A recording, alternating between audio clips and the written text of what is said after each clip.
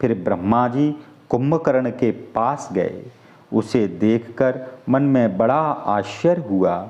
जो यह दुष्ट नित्य भोजन करेगा तो संसार उजाड़ हो जाएगा। अतः सरस्वती जी को भेजकर उसकी मति फेर दी। उसने 6 महीने की नींद मांगी।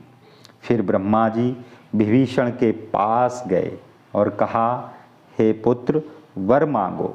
उसने भगवान के चरण कमलों में निर्मल, निष्काम और अत्यंत प्रीत मांगी। उन्हें वर देकर ब्रह्मा जी चले गए। तब वे भी प्रसन्न होकर अपने घर आए। मैदानव की कन्या मंदोदरी परम सुंदरी और स्त्रियों में श्रेष्ठ थी। वह कन्या मैदानव ने रावण को यह समझ कर दी कि यह राक्षस राज की पटरानी होगी। अच्छी स्त्री को पाकर रावण बहुत प्रसन्न हुआ। फिर उसने जाकर दोनों भाइयों का विवाह किया।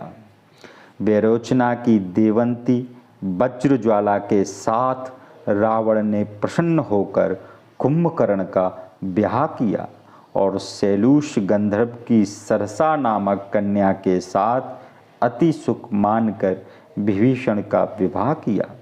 समुद्र के बीच में ब्रह्मा जी का बनाया हुआ एक अत्यंत दुर्गम त्रिकूट पर्वत है।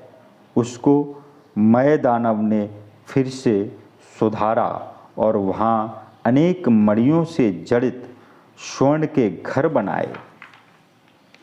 जैसे नागकुल के रहने की भोगावतीपुरी है और इंद्र के रहने की अमरावतीपुरी है, उससे भी अधिक रमणीक और बाकी वह पुरी थी। जगत में उसका नाम लंका प्रसिद्ध हुआ।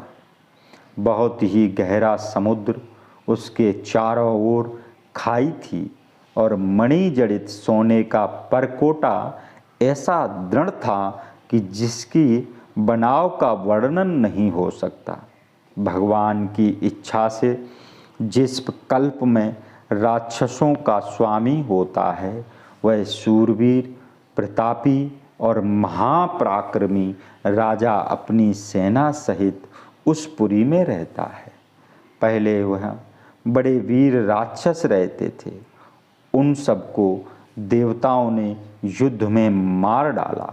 अब वहाँ इंद्र की आज्ञा से कुबेर के 1 करोड़ राक्षस थे।